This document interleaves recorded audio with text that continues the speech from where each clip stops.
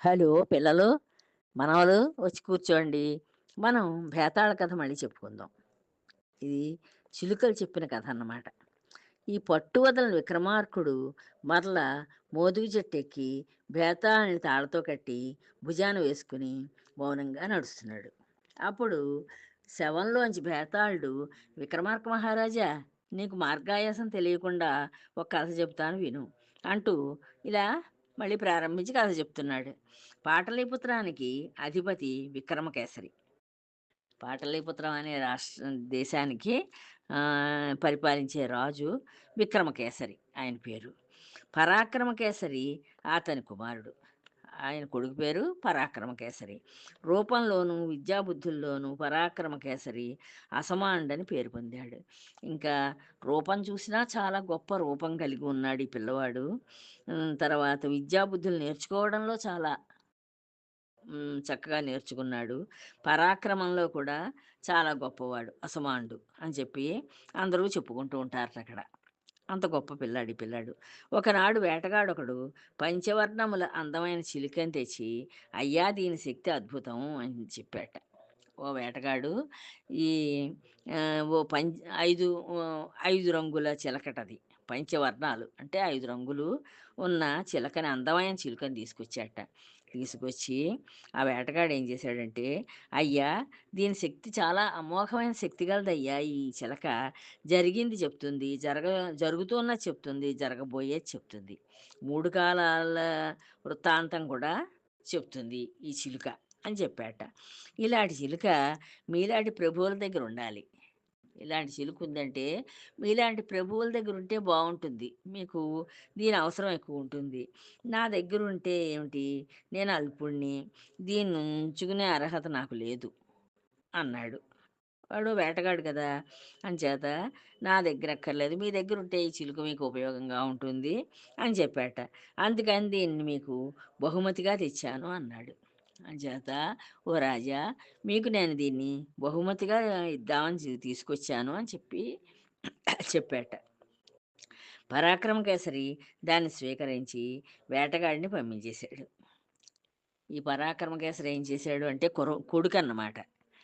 ఈ విక్రమకేసరి కొడుకు పరాక్రమకేసరి. ఆయన ఆ కొడుకు ఈ చిలుకని తీసుకున్నాడు. చిలుకని చి చిలుకని తీసుకుని వేటగాడిని పంపించేసి చిలుకకి బంగారు పంజరం చేయించాట. మరి రాజు కదా మరి! అంచేత చక్కగా ఓ బంగారు పంజరం చేయించాడు ఈ చిలకకి. బాగా డబ్బులుంటాయి కనుక. దానిలో ఉంచాడు. దానిలో ఉంచి ఆహారం ఇప్పిస్తున్నాడు. చక్కటి దానికి ఆహారం ఏంటి పెడితే బావుంటుందో అటువంటి ఆహారం ఇప్పిస్తున్నట్ట.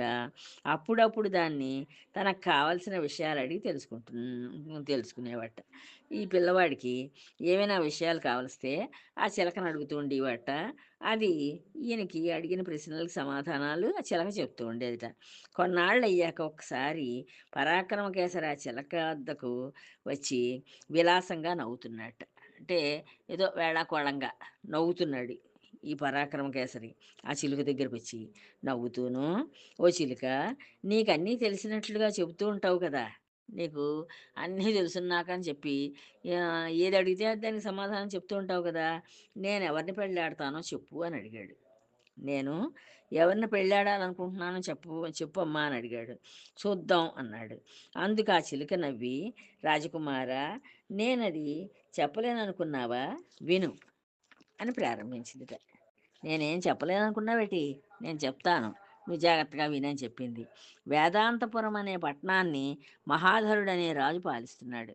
ఒక వేదాంతపురం అనే పేరు గల ఒక పట్టణం ఉంది. ఆ పట్టణాన్ని మహాధరుడు ఆయన పేరు. ఆ రాజు పేరు. ఆ రాజు పరిపాలిస్తున్నాడు. దానికి దేవతా ప్రసాదం వల్ల కలిగిన రత్నవల్లిని అతనికి ఆ ఆ మహారాజుకి, మహాధరుడికి ఆహ్, దేవతా ప్రసాదంలా పుట్టిందట ఒక ఆడపిల్ల. రత్నవల్లి నీలాగే త్రికాలవేది అయిన ఒక ఆడచిలుకను పెంచుకుంటోంది.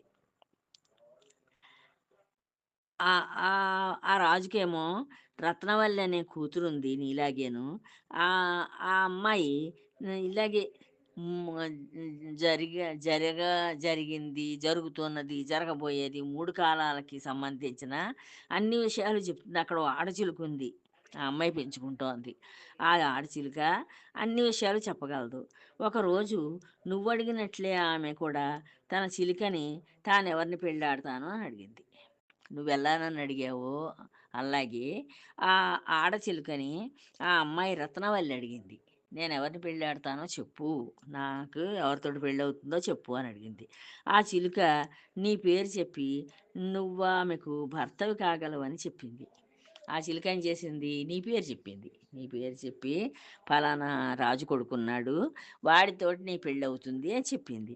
రత్నవల్లి చాలా ఆనందించింది. ఈ అమ్మాయి చాలా సంతోషించింది. చిలక చెప్పిన రాజకుమారుడితోనే నా వివాహం జరిపించు అని తండ్రికి చెప్పింది. ఈ పిల్ల ఈ తండ్రితోటి చెప్పుకుందిట. నాకు నా చిలక ఎవరి పేరు చెప్పిందో, ఏ రాజకుమారుడి పేరు చెప్పిందో, నువ్వు ఆ రాజకుమారుడినే ఇచ్చి పెళ్లి చేయి నాన్న అని చెప్పిందిట.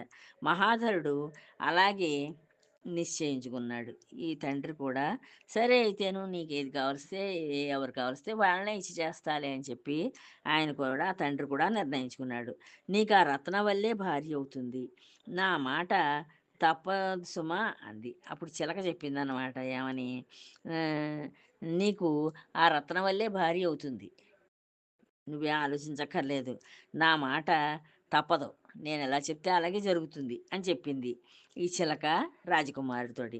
రాజకుమారుడు సంతోషించి అది మొదలు రత్నవల్లినే పెళ్ళాడాలనే కోరిక పెరిగిపోతూ ఉంటే తగిన వారి ద్వారా తన కోరికని తండ్రికి తెలియపరిచాడు. అతను చెప్పలేదు సిగ్గుపడి తండ్రికి అతని మాట ఎవరైతే చెప్పగలరో ఆ తండ్రికి వాళ్ళ చేత చెప్పించాట. నాకు ఫలానా రాజు కూతురు కావాలి. ఆ అమ్మాయిని పెళ్లి చేసుకోవాలని ఉంది అని. రాజు అంగీకరించి తన పుత్రుడికి వారి కుమార్తెను ఇవ్వమని అడగడానికి మహాధరుడి వద్దకు యోగ్యులను పంపించాడు. యోగ్యమైన కొంతమంది మనుషుల్ని కేకేసి మహాధరుడు ఇంకో రాజు ఉన్నాడు కదా! ఈ అమ్మాయి తండ్రి ఆయన దగ్గరికి వాళ్ళని పంపించాట. మీ అమ్మాయిని మా అబ్బాయికిచ్చి పెళ్లి చేయండని. వారు చక్కగా మాట్లాడడంతో ధరుడు అంగీకరించి లగ్నపత్రిక రాయించి పంపించాడు. ఆ మహాధరుడు ఆ రాజు ఏ ఈ వెళ్ళిన వాళ్ళు మధ్యవర్తులుగా వెళ్ళిన వాళ్ళు చెప్పిన మాటలు నమ్మి ఆనందించి సరే అయితేను మా అమ్మాయిని ఆ రాజకుమారుడికే ఇచ్చి పెళ్లి చేస్తామని లగ్నపత్రిక రాయించేసి పంపించేసేట వాళ్ళ చేత. పెళ్లి పెద్దలు శుభలేఖ పట్టుకుని పాటలీపుత్రం వచ్చి రాజుకిచ్చారు. ఆ పెళ్లి పత్రిక తీసుకున్నారు అంటే వాళ్ళు ఒప్పుకున్నారని చెప్పడం అనమాట. పెళ్లి పత్రిక తీసుకుని ఆ శుభలేఖని జాగ్రత్తగా పాటలీపుత్రం వచ్చేసి వాళ్ళు ఆ మధ్యవర్తులు ఈ రాజుకిచ్చారు. రాజు సన్నాహాలతో సపరివారంగా వేదాంతపురం వెళ్ళాడు. అందరినీ చక్కగా బంధుమిత్రులు అందరినీ పిలుచుకుని ఈ రాజు తన పరివారం అందరినీ తీసుకుని పెళ్ళికి వెళ్ళాడనమాట. పెళ్లి శుభలేఖ వచ్చింది కదా మరి. అంచేత పెళ్లి కొడుకుతోటి కలిసి పెళ్ళికి వెళ్ళాడు. వివాహం జరిగాక రాజకుమారుడు మాత్రం కొన్ని రోజులు అత్తారింట ఉండి భార్యను తీసుకుని తన ఇంటికి వచ్చాడు. ఈ రాజకుమారుడు ఏం చేశాడంటే కొన్నాళ్ళు అక్కడే ఉండిపోయాడు. ఆ అత్తారింట్లోను. ఉండిపోయి కొన్ని రోజులైన తర్వాత ఆ అత్తవారికి చెప్పి భార్యను తీసుకుని మళ్ళీ తన ఇంటికి బయలుదేరాడు. రత్నవల్లి తనతో పాటు తన చిలకను కూడా తీసుకువచ్చింది. ఈ రత్నవల్లి ఏం చేసింది, ఈ అమ్మాయి పెళ్లి కూతురు తన చిలకని ఆ అమ్మాయి ఓ చిలకని ఆడ చిలకని పెంచింది కదా! ఆ చిలకను కూడా ఈ అత్తవారింటికి తెచ్చుకొచ్చింది. పరాక్రమకేసరి తన చిలుక పంజరం పక్కనే దానికి పంజరం ఏర్పాటు చేశాడు. ఈ పరాక్రమకేసరి ఏం చేశాడంటే అమ్మాయి భర్త తను బంగారు పంజరంలో పెట్టాడు కదా! తను పెంచుకుంటున్న చిలకని. ఆ పంజరం పక్కనే ఇంకో పంజరం చేయించి ఈ ఆడచిలుకని పెట్టాడు.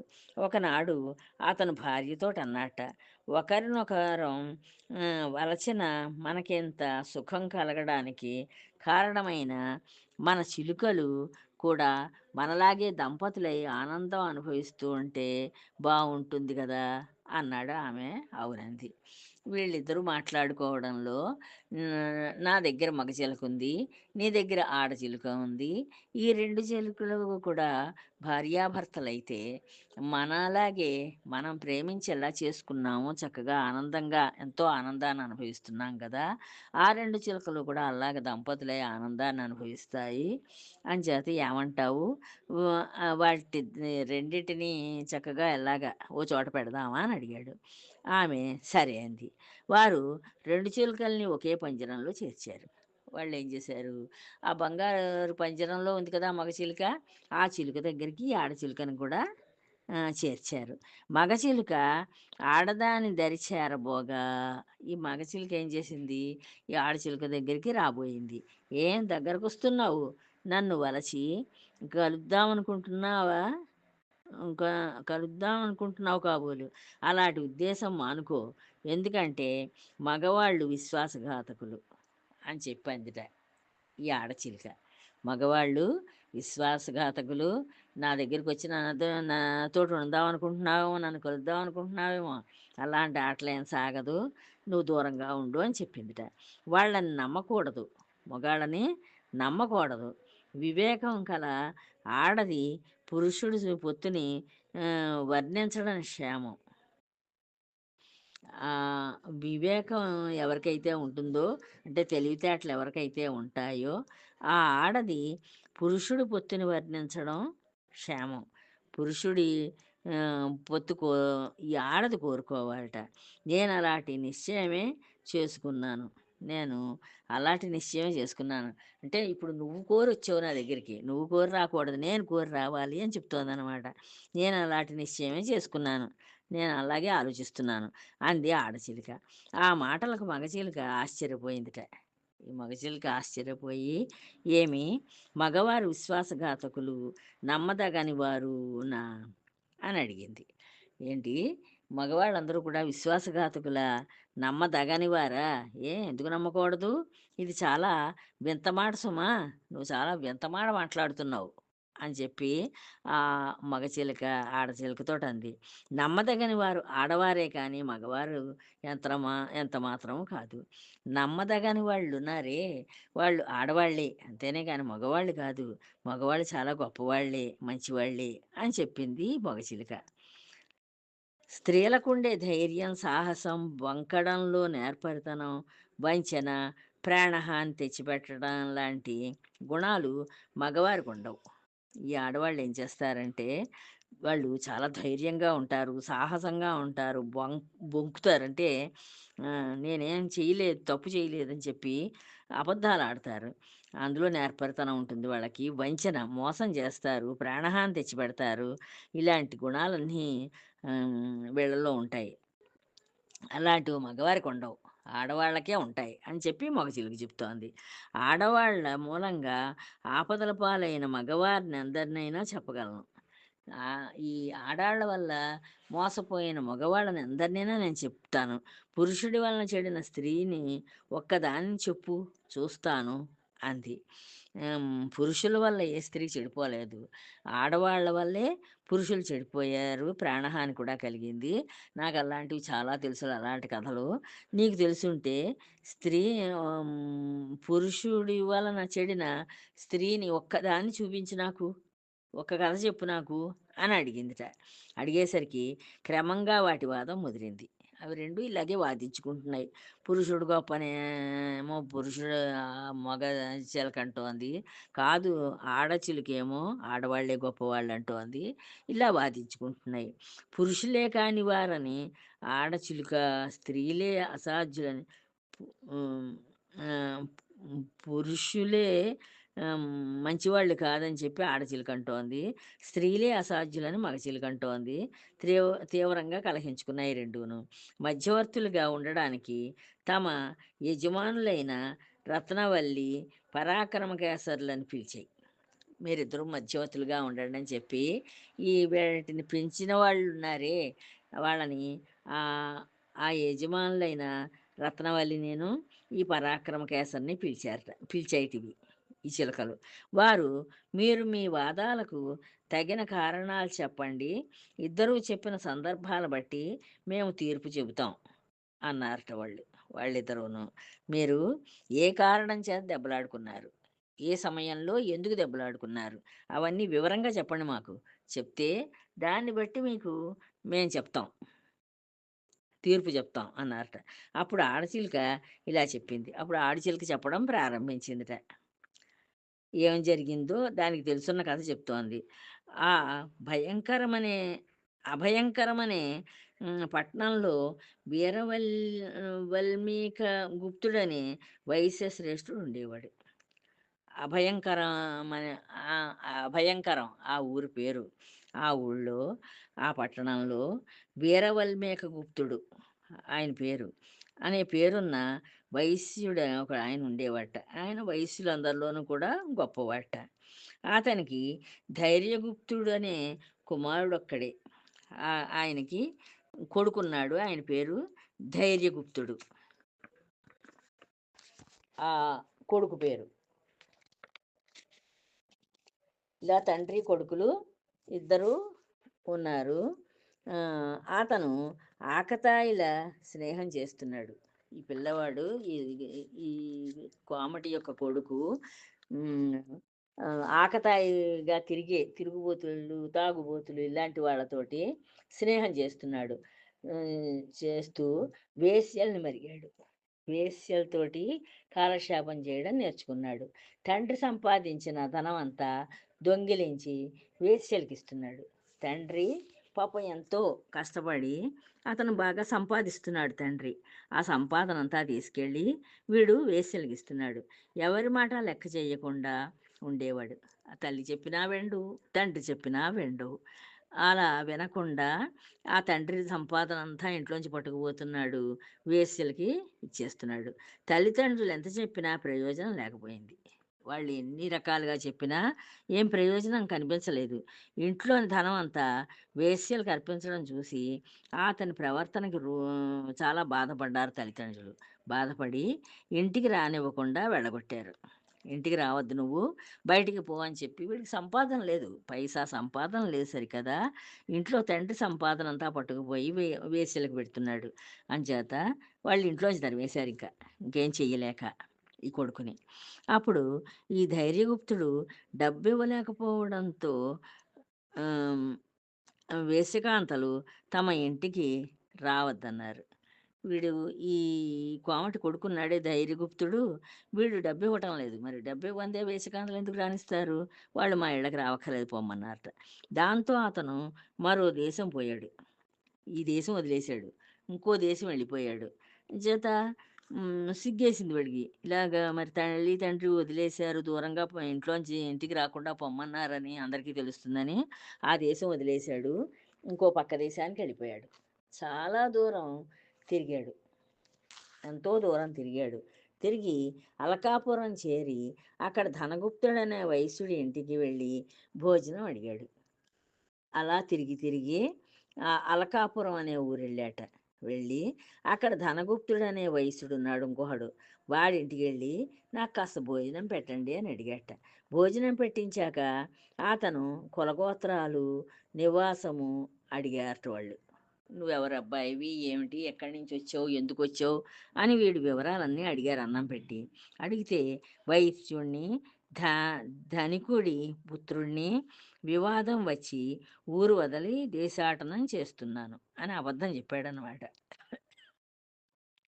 నేను చాలా ధనికుడిని, ధనికుడి పుత్రుడిని. వివాదం వచ్చింది మాకు మా వాళ్ళకి మాటా మాటా పెరిగి నేను ఊరు వదిలేసి దేశాటనం చేస్తున్నాను అని చెప్పాడు ఈ వైశ్యుడితోటి. అని బొంకాడు ధైర్యగుప్తుడు అని అబద్ధాలు చెప్పాడు వాళ్ళకి. ధనగుప్తుడు అతనిని తన వద్ద ఉంచుకొని గుణవతి, బుద్ధిమంతురాలు, ఏకైక పుత్రి అయిన అలంకారవతిని అతనికిచ్చి వివాహం చేసి తన అనంతరం ఆస్తికి అతడే కర్తగా చేసి అల్లుడిని కూతుర్ని ఇంట్లోనే ఉంచుకున్నాడు. ఈ వయసుడు ఏం చేశాడంటే ఈ ధనగుప్తుడు, ఆ వయసుడి పేరు ఆయన, ఆ, తన వద్దే ఉంచుకున్నాడు ఈ పిల్లాడిని. తన వద్దే అట్టే పెట్టుకుని చక్కగా మంచి గుణాలు కలది ఆయన కూతురు, బుద్ధిమంతురాలు, ఏకైక పుత్రి, ఒక్కతే కూతురు కూడాను. ఆ అమ్మాయిని ఈయనకి ఇచ్చి, ఈ పిల్లవాడికి ఇచ్చి పెళ్లి చేశాడు. పెళ్లి చేసే అలంకారవతి ఆ అమ్మాయి పేరు.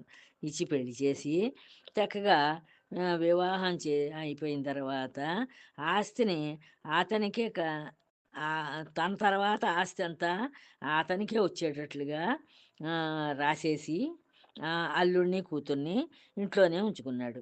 పతివ్రత అయిన అలంకారవతి భర్తనే దైవంగా ఎంచి అతనికి ఎలాంటి అసౌకర్యము రాకుండా సకలోపచారాలు చేసేది. ఇంక ఈ పిల్ల బుద్ధిమంతురాలని చెప్పాడు కదా! అంచేత ఆవిడ చక్కగా ఈ భర్తకి ఏమేం కావాలో అన్నీ చేసి పెడుతూ ఉండేది జాగ్రత్తగాను. ఏ అసౌకర్యము కలగకుండా ఆయనకి సకల భోగాలు అందిస్తూ ఉండేది. సకలోపచారాలు చేసేది. కొన్నాళ్ళయ్యాక ధైర్యగుప్తుడు అత్తమామలతో ఏదో చిన్న విషయం పై తల్లిదండ్రులు కోపగించడం చేత వాళ్ళ మీద అలిగి వచ్చాను. చాలా కాలం అయింది. వాళ్ళని చూడాలనిపిస్తోంది. మీరు అతను అనుమతిస్తే నా భార్యను తీసుకుని నేను వెడతాను మా ఇంటికని చెప్పి, మా తల్లిదండ్రులకి కోడల్ని చూపిస్తానని చెప్పి 10 రోజుల్లో తిరిగొస్తాను అని చెప్పాడు. నేను నా భార్యను తీసుకుని నా తండ్రుల దగ్గరికి వెడతాను. ఏదో మాట మాట వచ్చింది మాకు. రావడం చేత నేను ఇల్లు అలిగి వచ్చేసాను. అంచేత ఇప్పుడు ఈ అమ్మాయిని తీసుకుని మీరు అనుమతించి పంపిస్తే మీ కూతుర్ని తీసుకుని వాళ్ళకి ఇదిగో మీ కోడలు చూడండి అని చెప్పి కోడల్ని చూపించి నేను మళ్ళీ ఓ 10 రోజులు అక్కడ ఉండి మళ్ళీ తిరిగొస్తాను మీ ఇంటికి. మీ అమ్మాయిని తీసుకుని అని చెప్పాడు. అని చెప్పి వాళ్ళని నమ్మించాడు. నమ్మించి అత్తమామలు అతని కోరికను కాదనలేకపోయారు. అతను మరి తల్లిదండ్రుల దగ్గరికి ఎడతానంటే కాదంటే బాగుండదని వాళ్ళు కూడా పాపం ఒప్పుకున్నారు. కూతురికి విలువైన నగలు, వస్త్రాలు ఇచ్చి తోడుగా కొందరు సేవకుల్ని పంపారు. వాళ్ళు కొన్ని విలువైన వస్తువులన్నీ పెట్టారు. కూతురికి అత్తారింటికి ఎడుతోంది కదా అని మంచి మంచి బట్టలు అవి ఇచ్చారు. ఇచ్చి తోడుగా కొందరు సేవకులను కూడా పంపించారు ఈ అమ్మాయితోటి. వారు కొంత దూరం వచ్చాక బహుమతులిచ్చి వెనక్కి పంపివేసి ధైర్యగుప్తుడు భార్యతో చాలా దూరం ప్రయాణించాడు. వీడేం చేశాడు, వీడి తెలివితేటలతోటి కూడా కొంతమందిని పంపించారు కదా వాళ్ళు తల్లిదండ్రులు సేవకుల్ని. ఆ సేవకులకి కొన్ని బహుమతులిచ్చి వాళ్ళని వెనక్కి వెళ్ళిపోమన్నట్ట. వాళ్ళు వెనక్కి వెళ్ళిపోయారు డబ్బులు అవి తీసుకుని. వెళ్ళిపోయిన తర్వాత ఈ అరణ్యంలో చాలా దూరం వీళ్ళు నడిచి చాలా దూర దూర ప్రయాణం చేశారు. అరణ్యంలో ఎప్పుడో బాటసారుల కోసం తవ్వబడి కాలక్రమంలో శిథిలమైన బావిని చూడగా అతనికి తాను అనుభవించిన వేశ్యా సంగమ సుఖాలు జ్ఞాపకానికి వచ్చేయట. వీడసలు దుర్మార్గుడు కదా! వీడికి దుర్మార్గపు ఆలోచనలే గానీ మంచి ఆలోచనలు లేవు. అంచేత చాలా దూరం నడిచొచ్చేసరికి ఆ అడవిలో పడి అక్కడ ఒక నుయ్యి ఒకటి తవ్వారట. ఎప్పుడో, ఎప్పుడో చాలా కాలం క్రితం నుయ్యి తవ్వారు. అది ఎందుకంటే బాటసారులు నీ ఇలాగ అడవుల్లో నడిచి వెళ్ళేవాళ్ళు దాహం వేస్తే నీళ్లు తాగుతారని చెప్పి అది తవ్వి పెట్టారట. ఆ బావి చూశాడు. ఆ పాడుపడిపోయిన బావి అది. పాడుపడిపోయిందది. ఆ పాడుపడిపోయిన బావిని చూసి ఈ వీడికి ఇంత క్రితం వేశ్యలతో తిరగడం అలవాటుంది కదా! ఈ దాంతోటి అది గుర్తొచ్చింది. అది గుర్తొచ్చి ఆహ్, ఈ ఆ సు డబ్బు లేకపోతే ఆ సుఖాలు ఏమీ లేవు కదా నాకు డబ్బులు లేక.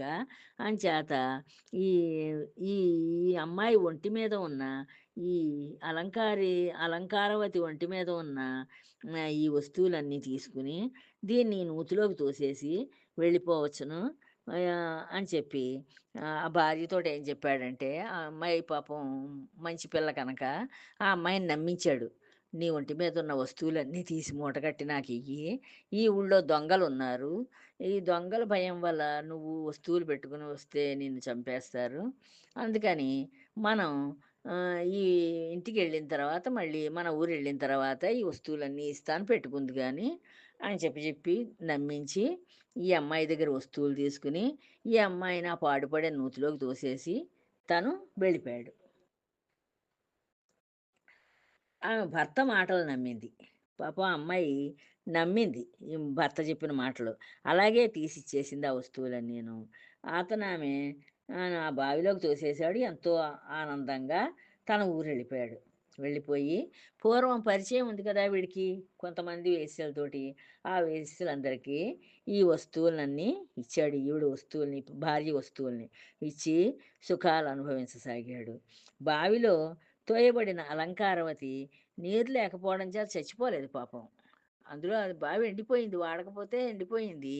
ఎండిపోవడంతోటి ఆ బావిలో పడింది గానీ చచ్చిపోకుండగా ప్రాణాలు కాపాడడం కోసమని ఆహ్, ప్రాణాలు కాపాడుకోవాలి కదా అని ఆహ్, బయటకు రాలేక పాపం ఏడవసాగింది. గట్టిగా ఏడుస్తోంది. కొందరు బాటసారులు ఆ అరుపులు, ఆ ఏడుపు విన్నారట. విని అక్కడికొచ్చి, "ఏంటమ్మా ఎందుకు ఇందులో పడిపోయావని" అడిగితే, ఆవిడ "ఏం లేదు. దొంగలు మా వస్తువులన్నీ దొంగిలించి ఇందులోకి తోసేశారని" చెప్పి అబద్ధం ఆడి, ఆహ్, నేను అలా అలకాపురం వెళ్ళాలి.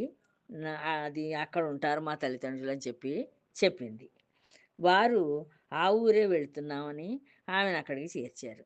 ఆ! అలకాపురం వెడుతున్నాం మేము కూడా అని బాటసారులు చెప్పారనమాట. అని చెప్పి ఈవిడ్ని ఆ తల్లిదండ్రులున్న ఊరికి చేర్చారు. తర్వాత కథ తర్వాత చెప్తానమ్మా ఉంటాను. జై శ్రీరామ్.